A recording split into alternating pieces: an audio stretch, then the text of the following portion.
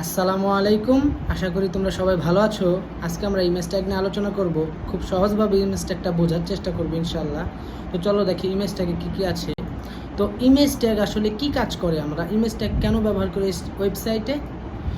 Web পেজে ছবি যুক্ত করার জন্য আমরা ইমেজ ট্যাগ ব্যবহার করে থাকি। আমরা ওয়েব পেজকে সুন্দর এবং সহজবোধ্য করার জন্য ওয়েব পেজে ভিন্ন প্রকার চিত্র বা ছবি যুক্ত করে থাকি।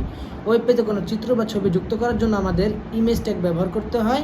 আর ওয়েব পেজে সাধারণত এই টাইপের কিছু ইমেজ থাকে যে কোনো লেখার পাশে যদি বা কোনো লেখার শেষে যদি ইমেজ যে কোনো একটা নাম .jpg, যে এখানে কি প্রথমটা কি জেপিজি, পিএনজি, জিআইএফ এগুলো থাকে, তাহলে আমাদের বুঝতে হবে এটা একটা ছবির কথা বলা হয়েছে।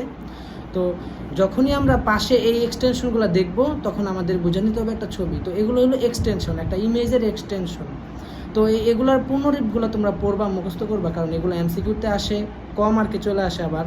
তো JPG, PNG, GIF, SVG, BMP এগুলো যদি তোমরা দেখো কোনো লেখার পেছনে বা শেষে ডট দিয়ে যদি জেপিজি, পিএনজি, জিআইএফ থাকে, তাহলে তোমাদের বুঝতে হবে এটা একটা ইমেজ ট্যাগের কথা বলা হয়েছে।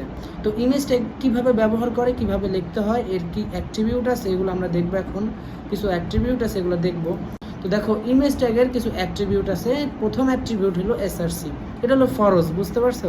তো টেবিল ট্যাগের যেরকম বর্ডার থাকে, তারপরে লিঙ্ক ট্যাগের যেমন HREF থাকে, ওরকমই ইমেজ ট্যাগের এই এসআরসি নামক যে অ্যাট্রিবিউটটা আছে সেটা আমাদের ইমেজের পাশে সাথে সাথে লেখা দিতে হবে। আর তোমরা কিন্তু জানো ইমেজ কিন্তু একটা এমটি ট্যাগ, এই ট্যাগের ওপেনিং আছে কিন্তু ক্লোজিং নেই। আর নর্মালি যেগুলো আমরা করি টেবিল বর্ডার, TR, TH এগুলো কিন্তু এসব ট্যাগের কি ওপেনিং আছে এবং ক্লোজিংও আছে। তো ইমেজ একটা এমটি ট্যাগ, এটা মাথায় রেখে কাজ করতে হবে আমাদের। আর ইমেজ ট্যাগের প্রথম যে অ্যাট্রিবিউট সেটার নাম হলো এসআরসি। এসআরসির কাজ কি? এসআরসির কাজ হলো আমরা যে ইমেজের নামটা যেখানে বসাবো আমরা সেইখানে কি আমাদের এসআরসি লেখা, এই এসআরসির ভিতরে আমাদের ইমেজের নামটা লিখতে হবে। তারপরে দেখো ইমেজের সাইজ কত বড় হবে, কত আকার, কি ধরনের ইমেজটা আমি ছবি ওয়েবসাইটে যুক্ত করব, কত বড় দিব আমরা, সেটা আমাদের ওয়েট এবং হাইটের ভিতরে বলে দিতে হবে। উইট হলো প্রস্থ এবং হাইট হলো উচ্চতা। তো আমাদের এইখানে বলে দিতে হবে যে ওয়েট এত, হাইট এত। আর এইখানে আছে ALT অল্টারনেটিভ, এটা হলো ছবি যদি কোনো কারণে ওয়েবসাইটে প্রদর্শন না হয়, ছবিটা কোনো একটা কারণে ইন্টারনেটজনিত সমস্যার কারণে, কোনো ভুলের কারণে ছবিটা ওয়েবসাইটে প্রদর্শন হচ্ছে না, সেই ক্ষেত্রে আমাদের অল্টারনেটিভ ব্যবহার করতে হবে। তারপরে অল্টারনেটিভের ভিতরে যে টেক্সটটা আমরা লিখবো সেইটাই আমাদের কি ওই ইমেজের স্থানে প্রদর্শন হবে। তারপর যদি বর্ডারের দিক তাকাও, তাহলে ইমেজের চতুর্দিকে একটা বর্ডার থাকে। দেখো এইটার কিন্তু চতুর্দিকে বর্ডার নাই, এটার চতুর্দিকে যদি একটা কালো দাগ থাকতো তাহলে বুঝতে পারতাম বর্ডার আছে। তো এটার চতুর্দিকে বর্ডার নাই, কিন্তু ইমেজের ভিতরে যদি বর্ডার দিতে চাও তাহলে বর্ডারের ভিতরে আমাদের সংখ্যা, পরিমাণটা বলে দিতে হবে। বর্ডার এত, বর্ডার 1 2 3 এরকম পরিমাণটা বলে দিতে হবে। তারপর আমাদের দেখো অ্যালাইনটা কি কাজ করে? ছবিটা কোথায় রাখবা, তুমি ওয়েবসাইটের ওয়েব পেজের কোথায় রাখবা। তো যদি ডানে রাখতে চাও, বামে রাখতে চাও, সেই ক্ষেত্রে আমাদের এর ভিতরে কি ভ্যালুগুলো বসাতে হবে, top, bottom, middle, left, right এগুলো লিখতে হবে। তারপরে টাইটেলের কাজ হলো এই মাউস পয়েন্টটা দেখতেছো না, তীর, এটা যদি আমরা কোনো ইমেজের উপরে নেওয়ার পরে পাশে যদি কোনো লেখা উঠে সেটাই হলো আমাদের টাইটেল। ওই টাইটেলের ভিতরে আমরা যে লেখাটা লিখবো সেটাই মাউস পয়েন্টের উপরে উঠবে। তো দেখো এগুলো কিভাবে কোড করবো আমরা। সর্বপ্রথম আমাদের ইমেজ ট্যাগ নিতে হবে, তারপরে এসআরসি, তারপর আমরা যে এসআরসির ভিতরে কি লিখবো, আমাদের ইমেজের নামটা লিখবো, image.jpg, PNG, GIF এগুলো লিখবো। তারপরে যেটা প্রশ্নে বলবে সেটা দিব। ওয়েট মানে প্রস্থ যদি বলা থাকে, দৈর্ঘ্য, প্রস্থ এবং উচ্চতা যদি বলা থাকে তাহলে আমাদেরকে প্রস্থ এবং উচ্চতা দিতে হবে। আর কোনো কিছু বলা না থাকলে কোনো কিছু দিব না আমরা, সব কিছুই কিন্তু তোমাকে ইমেজের ভিতরে বলে দেবে যে এই ছবিটা এত আকৃতির। তা দেখো এখানে ওয়েট আর হাইট তোমাকে অবশ্যই প্রশ্নের ভিতরে বলে দিবে। তারপর দ্বিতীয়ত অল্টারনেটিভের কি কাজ? অল্টারনেটিভ হলো কোনো কারণে যদি ছবিটা প্রদর্শন না হয় ওয়েবসাইটে, তাহলে অল্টারনেটিভের ভিতরে যে লেখাটা লিখবো, যেখানে আমি লিখছি ICT, তো ICT লেখাটা ওই ছবিটা প্রদর্শন না হলে ওইখানে প্রদর্শন হবে। তারপরে দেখো বর্ডার কত দিছি? 2।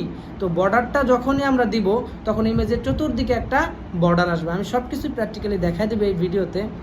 তো তোমরা যারা এখন আমার চ্যানেলকে সাবস্ক্রাইব এবং লাইক করো নাই তারা অবশ্যই সাবস্ক্রাইব করো এবং এই ভিডিওতে লাইক করো, বন্ধুদের সাথে শেয়ার করে দাও, বেশি বেশি শেয়ার করে দাও। তো দেখো তারপরে কি বর্ডারের পরে আছে অ্যালাইন কি? অ্যালাইন হলো ছবিটা আমরা কোথায় রাখতে চাইতেছি, ডানে বামে মাঝে, যেখানে রাখতে চাই ওইখানে ওই কথাটা লিখবো অ্যালাইনের ভিতরে, তার ওইখানে চলে যাবে।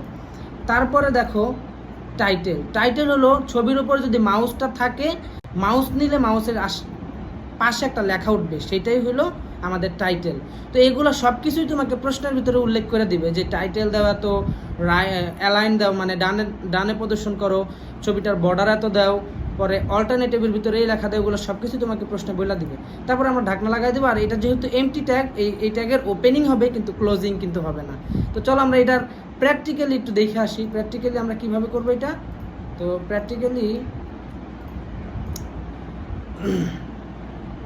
প্র্যাকটিক্যালি করার জন্য আমাদের এখানে আসতে হবে ইমেজ।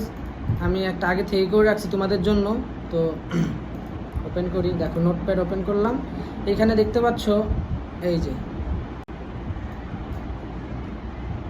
প্রথমে আমাদের HTML নিতে হবে অবশ্যই। আমাদের যেহেতু এটা একটা HTML কোডিং, তো আমাদেরকে সর্বপ্রথম আমাদেরকে HTML লিখতে হবে, তারপরে বডি, আর এই বডির ভিতরে আমাদেরকে ইমেজ ট্যাগটা ব্যবহার করতে হবে। তো এখানে আমি ইমেজ লিখছি, ইমেজের পরে দেখো SRC, এখানে কি দিয়েছি, ওইখানে যা যা ছিল তাই দিয়েছি। ICT.jpg, with, height, alternative, border, align, তারপরে সব কিছুই কিন্তু আমরা ইউজ করছি। দেখো টাইটেল সব কিছু। এখন এটা স্ক্রিনে প্রদর্শন করলে কেমন দেখাবে, এটা স্ক্রিনে প্রদর্শন করলে এরকম দেখাবে, দেখতে পাচ্ছ। আমি এটা এই পাশে রাখতেছি, কোডটাকে এই পাশে রাখতেছি। তো এইখানে আমরা ইমেজ SRC ICT ভাই দিছিলাম দেখে এখানে এই ইমেজটা যুক্ত হয়েছে। ওয়েট আর হাইট দেখো, ওয়েট দিছি 400, হাইটও দিছি 400। যদি আমরা এটা 500 করে দিই, ওয়েট যদি 400 করে 400 থেকে 500 করে দিই, এবং হাইট যদি আমরা 700 করে দিই, তাহলে দেখবে এটার উচ্চতা বাইরে যাবে। কন্ট্রোল S, দেখছো পরিবর্তন হয়ে গেছে কিন্তু এখানে। তো আমরা যদি দেখো টাইটেল অল্টারনেটিভের কাজ কি, অল্টারনেটিভ যদি কোনো কারণে ছবিটা ভুল হয়, কোনো জায়গায় ভুল থাকে, ধরো ছবির নাম আমি ভুল করলাম, ICT ভাইয়ের জায়গায় আমি একটা আই মুছা দিয়ে আবার সেভ দিলাম, দেখো এইখানে কি প্রদর্শন হয়, দেখো এখানে কিন্তু এখন আমাদের ICT লেখা উঠছে। তো এইটাই হলো অল্টারনেটিভের কাজ। যদি কোনো কারণে ছবিটা প্রদর্শন না হয়, তাহলে কিন্তু এইখানে ICT লেখা উঠবে, অল্টারনেটিভের ভিতরে যে লেখা লিখবো তাই আসবে। তো আমি ঠিক করে দিতেছি আবার এখানে আইডিয়া। তো এখন আবার ছবি চলে আসবে। তারপরে দেখো এখানে কি আছে, বর্ডারটা দেখো এখানে 2 দেওয়া, এই যে চতুর্দিকে দেখো, এখানে চতুর্দিকে যে একটা বর্ডার ক্রিয়েট হয়েছে, এটাই হলো বর্ডার। তো আমরা যদি বর্ডারটা 20 দিই, দেখো কি পরিবর্তন আসে। বর্ডারটা 20 দেওয়ার কারণে এখানে কি বর্ডার চলে আসছে মোটা, আরও বর্ডারটা মোটা আসছে, বুঝতে পারছো? এভাবে আমাদের এগুলার কাজ করতে হবে, এভাবেই কোডিং করতে হবে। তারপরে দেখো বর্ডারের পরে আসে যে অ্যালাইন, মিডল দেওয়া না। আমরা এখন যদি লেফট দেই, কন্ট্রোল S, দেখো লেফট দিলাম আর এটা বামে চলে যাবে। তো লেফটেই তো আছে, রাইট দিব,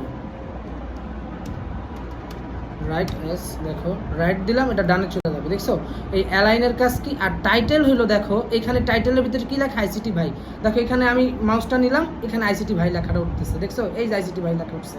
যদি আমরা এখানে অন্য কিছু দেই, ধরো আমরা এখানে 1000 দিব,